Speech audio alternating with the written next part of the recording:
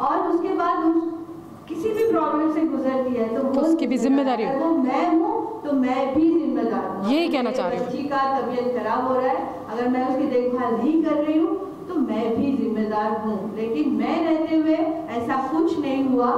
और आप उसके फ्रेंड से पूछो हमारा रिश्ता कैसा था। हम दोस्त के जैसा बात करते थे, हम माँ बाप के जैसा बात कभी किए नहीं, माँ बेटी के जैसा कन्वर्सेशन हमारा होता ही नहीं था। एक लेवल पे वो सब कुछ बताती थी, लेकिन ये जब से लाइफ में एंटर किया, झूठ बोल के शादी का झूठा वादा करके वो किया था। बाद में पता चला, बाद में बहुत सारी चीज हमें भी नहीं पता था।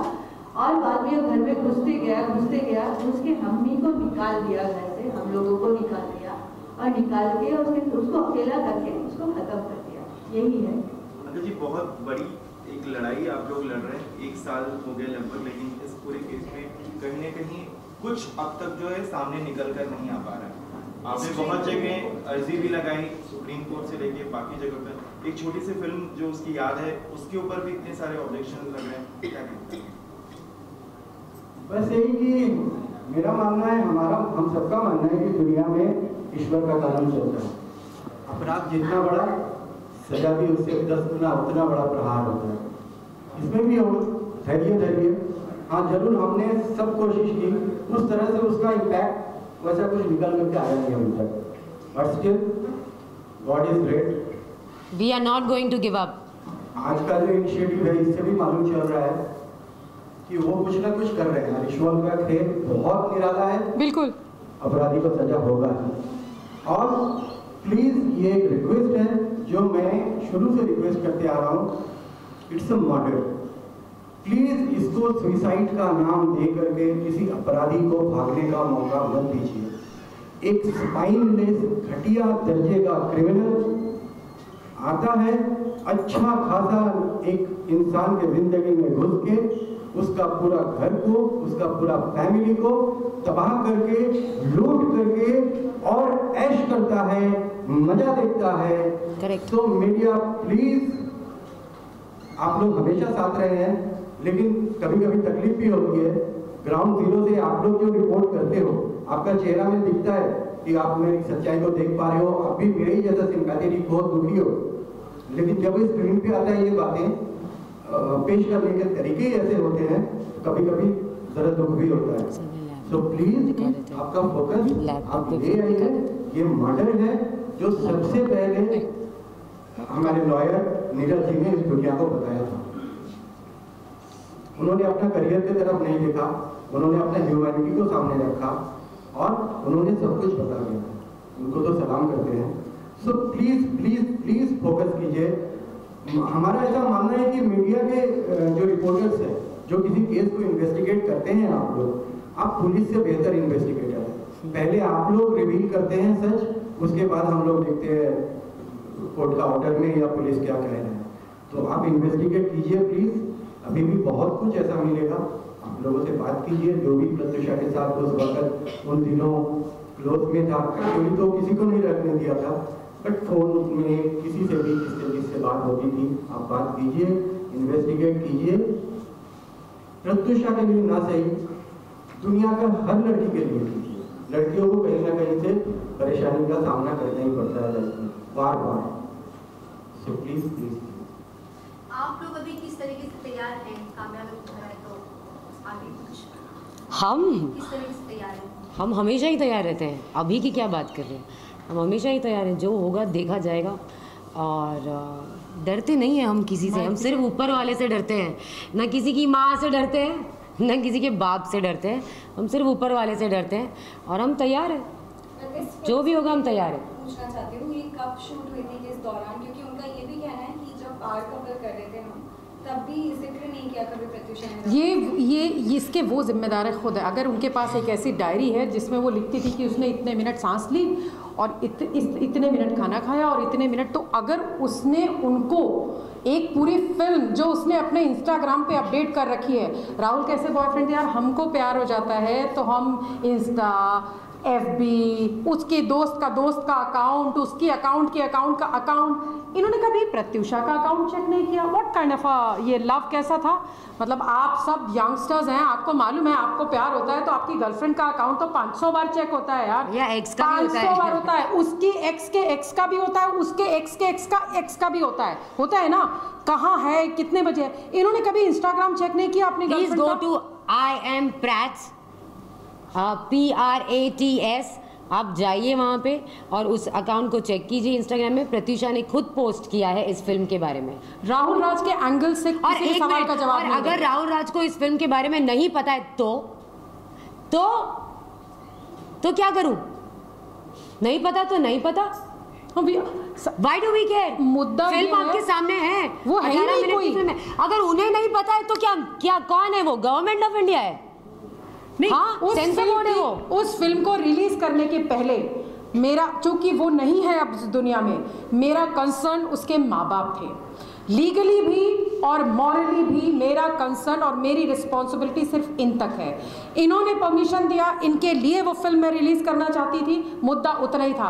आप कौन है बेगानी शादी में अब्दुल्ला दीवाना, ये वाली कहावत है, तो आप कौन हैं? लेकिन फिर मुझे ये लगता है कि जब किसी के ग्रह में राहु और केतु आते हैं तो वो बिल्कुल राहु जैसा हो जाता है। So this is exactly happened with him. Rahu और केतु साथ में आए और वो इस फिल्म के रिलीज में कूद पड़े। अब कूद पड़े हैं, आप किसी भी में कूदोगे तो कुछ चीटे आप पे भी आएंगे ना। आप तो वैसे ही कीचड़ का ढेर हो, तो आपने तो सब चौपट कर दिया। पर फिल्म रिलीज है, फिल्म वैसी है। अब आगे क्या कहानी होगी वो हमको बताएंगे। वो कोई नोटिस टाइप कर रहे होंगे जो शाम तक मिलेगा। जिसके ऊपर इतना बवाल हुआ, आई थिंक उनसे जाने के उन्होंने लास्ट काम उन्हीं के साथ किया हुआ, जिनके नाम पे और जिनकी जो अब तक रिलीज। हाँ एग्जैक्टली, सॉरी मैं मिलाना चाहूँगी, ये निष्कांत है और ये हमारी फिल्म के हीरो थे प्रत्युषा के साथ। सो ये खुद बताएंगे। और कुछ फैक्ट्स है जो मैं चाहती हूँ मैं ना बताऊँ, मैं निष्कांत को बोलूँगी कि उस दौरान उस दिन उस लड़की की कितनी तबीयत खराब थी और वो किस स्ट्रेस से गुजर रही थी। आप पहले तो बताइए, आपने एक फिल्म में काम किया है। हेलो, दो बातें कहूँगा मैं सिर्फ। मैं राहुल जी को जानता हूँ और प्रत्युषा जी को भी ज़्यादा नहीं जानता था।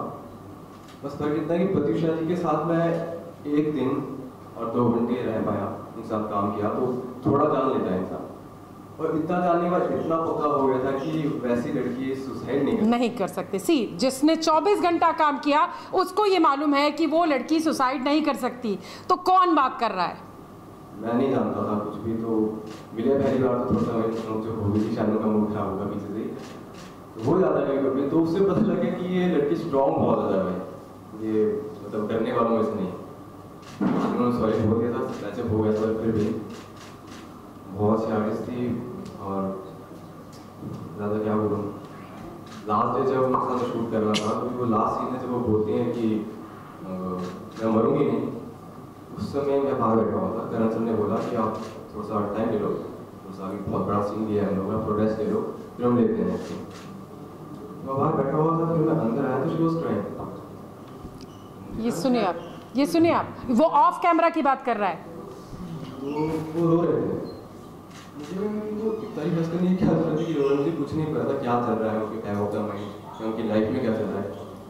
तो मैंने सर को बोला, सर क्या रोल हो गया था क्या? मैं सुना नहीं, एक्चुअली सुना नहीं, उतरे नहीं, बैठो 2 मिनट 5 मिनट दुआ मैं थोड़े शुरू हुआ तो 3 सीन में उठ के दौड़ गए वॉशरूम में और लाइक यूपिंग बहुत जोर से आवाज़ आ रही थी, तो उन्होंने शायद आवाज़ लगाई सुनो निशा मैम को, तो वो गए अंदर, देखा तो ये वॉमिट हो रहा था, शायद ब्लड जो वो वॉमिट कर रहे थे, सब घबरा गए, रो रहे थे वो लोग। वो शूट हो गया एकदम से। मैं आगे की स्टोरी मैं बताती हूँ सर। तो उसे ब्लड की वॉमिटिंग हो रही थी। I immediately called my doctor, और मैं डॉक्टर का नाम मेंशन कर रही हूँ, सो ये कोई गॉसिप नहीं है। डॉक्टर अभय विस्फुते जो उस वक्त अवीवा हॉस्पिटल अंधेरी से ऑपरेट करते थे। I called him immediately and I told him this is that, and shoot रुक गया वहीं पर, जिसकी वजह से आगे शूट नहीं हो पाया और क्लाइमेक्स नहीं हो पाया। यही रीज़न था एक। और फिर उनको वहाँ पर हॉस्पिटल लेके गए, जहाँ पर डॉक्टर ने चेकअप किया और बोला कि she is going through eminence stress.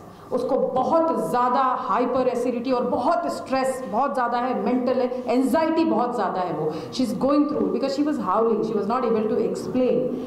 और बहुत रोई थी वो उस दिन, बहुत ज़्यादा रो रही थी।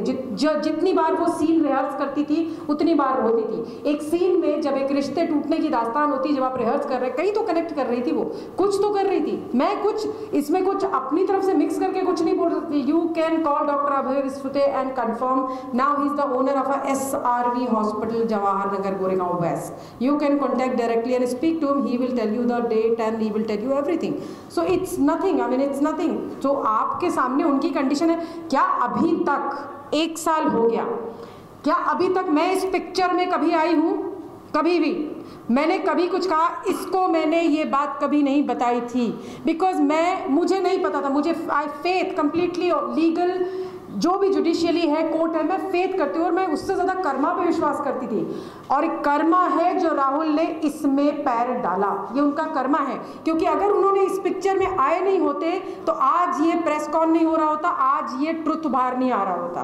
क्योंकि ये एक सिंपल रिलीज होता, आज एक सिंपल स्क्रीनिंग होती, आज एक सिंपल प्रेयर मीटिंग होती। पर आज ये सब होने का मतलब ये, एक सिंपल सा BT का आर्टिकल आया था जिसके ऊपर इतना रिएक्शन। फर्स्ट आपने शुरुआत करी है ना, तो फिर अब आप देखो, आप भुगतो।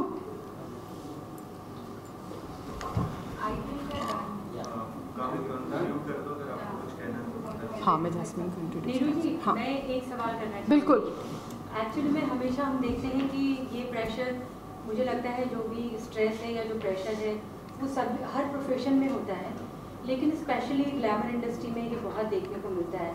और जब आप कहीं पर अपनी पर्सनल या प्रोफेशनल लाइफ में उतार चढ़ाव से गुजर रहे होते हैं, तो जैसे आज आप लोगों ने ये पहल की है, तो इस तरह से कोई इस तरह की प्लानिंग है कि सिंटा के साथ या इस तरह से कुछ काउंसलिंग सेशन हो या कुछ इस तरह के आर्टिस्टों को? आपने बहुत अच्छा सवाल किया। ये मैंने अपने इंटरव्यू में भी कहा था कि इस आज के दिन के कुछ मकसद है, कुछ प्लानिंग है हमारी। मैंने हमेशा ये कहा है कि मैं अपने आसपास या अपनी ज़िंदगी में एक और प्रत्युषा नहीं देखना चाहती। मैं यहाँ पर आज डॉक्टर जैस्मिन मोदी, ये इनसे मिलाना चाहूँगी। ये डॉक्टर जैस्मिन मोदी है। और बहुत सारे ऐसे लोग हैं जो डिप्रेशन से गुजरते हैं, जो कई बार किसी से शेयर नहीं कर पाते। शायद प्रत्युषा भी शेयर नहीं कर पाई थी, अपने करीबी दोस्तों से भी नहीं कर पाई थी। आज मैं यहाँ आप सबके सामने ये बताना चाहती हूँ कि अपनी ज़िंदगी से हाथ धोने से अच्छा है आप अपनी तकलीफ़ों को सामने लाके बात करें। It is okay to talk rather than giving up on life। मैंने और जो जैसा आपने कहा कि ग्लैमर वर्ल्ड में ज़्यादा होता है, हाँ होता है ज़्यादा, क्योंकि यहाँ पर हम अपनी इमेज, अपनी रेपुटेशन, अपने नाम, इन सब चीज़ों में इतने कहीं खो जाते हैं कि हम इतने अकेले हो जाते हैं। और हम ये सोचते हैं कि अगर हमने इस बात को शेयर किया कि I am going through depression and I need help, तो लोग क्या सोचेंगे? लोग ये कहेंगे काव्या पंजाबी तो पागल हो गई है। तुम्हें पता है काव्या पंजाबी पागल हो गई है क्यों? क्योंकि उसका ब्रेकअप हुआ, वो तो बड़ी कमज़ोर निकली। Oh she is gone to a doctor, वो तो अपनी दोस्तों के पास रो रही थी। It is okay. जो लोग बातें करते हैं वो आपको जानते हैं कितना है। It is okay. मैं इतने मेजर डिप्रेशन से गुजरी हूँ कि आप लोग अंदाज़ा भी नहीं लगा सकते। ये जो स्ट्रॉन्ग औरत आपके सामने बैठी है, आप सोच भी नहीं सकते किस डिप्रेशन से गुजरी है। ये बैठी है यहाँ पे, मेरी बहन बैठी है वहाँ पे। मैं एक जिंदा लाश थी। ना मैं खाना खाती थी, ना मैं पानी पीती थी, ना मैं सोती थी। जब तक बेहोश ना हो जाऊं मैं सोती नहीं थी। मैं बेहोश हो जाती थी और होश होता था मैं फिर रोती थी। मुझे बहुत वक्त लगा है उस चीज़ में से निकलने में, बहुत वक्त लगा है, लेकिन वो एफर्ट मैंने लिया। मैंने मदद मांगी। बहुत सारे लोग अपने घर वालों से बात नहीं करते हैं, अपने दोस्तों से बात नहीं करते हैं, डॉक्टर के पास नहीं जाते हैं। क्यों? अपने आप को प्यार करो। और अगर अपने आप से नहीं करते तो उन लोगों से प्यार करो जो आपसे प्यार करते हैं, तो उनके लिए जियो। डिप्रेशन आपकी जिंदगी से बड़ा नहीं है, नहीं है बड़ा। मेरी दोस्त प्रत्युषा नहीं बात कर पाई, मैं आप सबसे ये हाथ जोड़ के विनती करती हूँ कि बात करिए और इस चीज़ से बाहर निकलिए। डिप्रेशन एक ऐसी बीमारी, एक ऐसा कीड़ा है जो हम सबको काटता है, कभी ना कभी, कहीं ना कहीं, और बार बार काटते रहता है। इसका सामना करिए, इसे जड़ से उखाड़ कर फेंकिए और अपने आप को इतना स्ट्रांग बनाइए कि फिर कोई इंसान या कोई सिचुएशन या कोई ऐसी परिस्थिति आपको इतना कमजोर ना बनाए कि आप अपनी जान दे दो। और अब मैं चाहूंगी कि डॉक्टर जैस्मिन कुछ कहे। मैं introduce she is doctor Jasmine Modi, और मैं 2 तरीके से इनको जानती हूँ। आज इंट्रोड्यूस करने का मकसद ये मेरे इस इवेंट का पार्ट हमेशा से थी, क्योंकि ये इवेंट जैसे मैंने बताया था कि I wanted to speak about depression, क्योंकि मुद्दा ये था कि एक लड़की उस डिप्रेशन का शिकार होकर दुनिया से चली गई, ना कि राहुल राज से।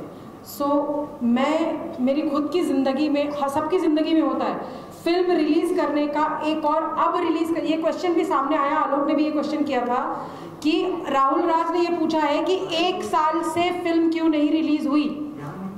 मैं बताती हूँ, 1 साल से फिल्म इसलिए रिलीज़ नहीं हुई क्योंकि उसके जाने का जो शौक था, जिस दिन उसका पोस्टमार्टम चल रहा था, उस दिन मैं उसके पोस्टमार्टम पे, ये मेरे दोस्त हैं जिन्होंने मुझे हॉस्पिटल से भगाया था, मैं ग्लूकोज का बॉटल लगा के, because I was in shock, glucose का बॉटल लगा के उसके पोस्टमार्टम पे पहुंची थी मैं, जो मेरे दोस्तों ने मुझे वापस हॉस्पिटल भेजा था। At that time I was hospitalised, depression only I was also going through, but I have taken a help from a doctor.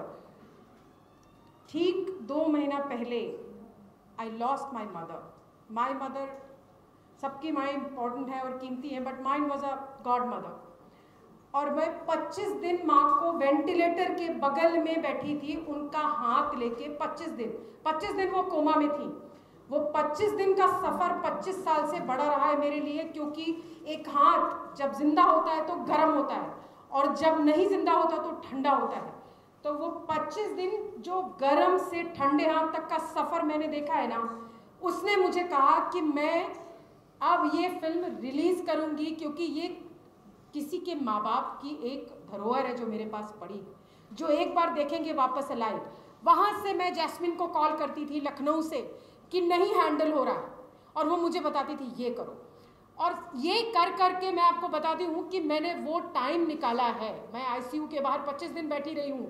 25 दिन बहुत बड़ा होता है, जब आपको दिन में 20 बार सांस बंद हुई, सांस बंद हुई, सांस बंद हुई, अच्छा चली चली चली, ये आपकी अपनी माँ। आप एक बार में कोई चला जाता है, it is very easy, but मुझे पता है वो पेन। इसलिए मेरा आज का ये मकसद था।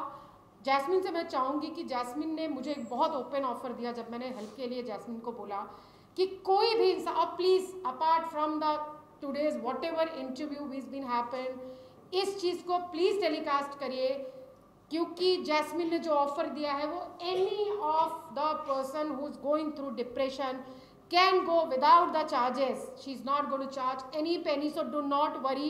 Or if you feel that anyone else is going through, anyone else is facing the bad phase, please share with me. Pratyusha के जाने के 2 महीने बाद I bought a SIM card, especially that's a 24/7 helpline number हमेशा on रहता है, और मैं खुद लोगों से personally, and it is not through any NGO, I let you know, क्योंकि इसमें कोई प्रॉफिटेबल कुछ नहीं है। मैं पर्सनली टाइम देती हूँ, मिलती हूँ। कभी कभी बड़ी प्रॉब्लम सिर्फ बात करने से सॉल्व हो जाती है, ट्रस्ट मी, सिर्फ बात करने से एग्जैक्टली यही मुद्दा है। It is okay to talk, it is okay to share. आपकी अपनी जिंदगी से बड़ा कुछ नहीं है। दिस वुमेन ये रात को कभी कभी 3 बजे कॉल करती है, I am very restless, I am very, मुद्दा कुछ नहीं होता, कुछ नहीं होता, सिर्फ आपको चाहिए कोई बात करने के लिए। कभी कभी सिर्फ इतना छोटा सा मैटर बड़ा हो जाता है, वहाँ से आप कनेक्ट करते हैं, यू हैव बीन लोनली, आप अकेले हैं, आपका तो कोई नहीं, और फिर वो दिमाग अपनी कहानियाँ बुनने लगता है। We are very imaginative. So मैं चाहूँगी कि जैस्मिन अपनी बात खुद रखे। जैस्मिन।